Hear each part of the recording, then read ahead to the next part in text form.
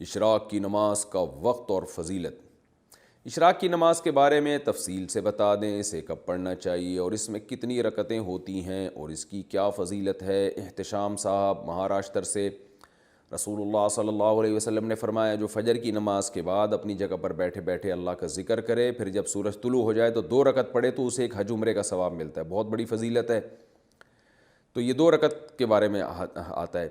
اچھا، اور اس کا جو وقت شروع ہوتا ہے یہ سورج طلوع ہونے کے تقریباً 15 منٹ بعد، اور یہ ہر علاقے میں مختلف ہوتا ہے، یعنی جب سورج میں تھوڑی سی تیزی پیدا ہو جائے، یعنی ایک نیزہ سورج بلند ہو جائے، تو اس وقت اشراق کا وقت شروع ہوتا ہے۔ رہتا کب ہے؟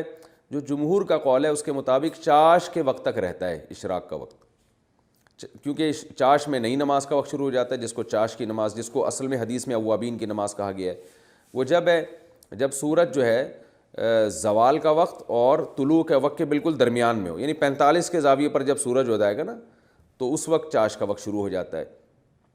اور بعض علماء کی رائے یہ ہے کہ یہ چاشت اور اشراق ایک ہی نماز کے 2 نام ہیں۔ بعض عرب علماء کی یہ بھی رائے ہے، اور اشراق اور چاش الگ الگ نمازیں نہیں ہیں، وہ ایک ہی نماز ہیں۔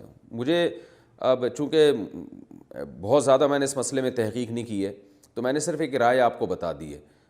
ایک عالم نے مجھے اس کے دلائل بھی بھیجے تھے، لیکن جو جمہور کا قول ہے میں نے اس کے مطابق آپ کو جواب دیا ہے کہ اشراق کا جو وقت شروع ہوتا ہے طلوع آفتاب سے لے کے چاش کے وقت تک، اور چاش کا وقت پھر زوال تک ہوتا ہے۔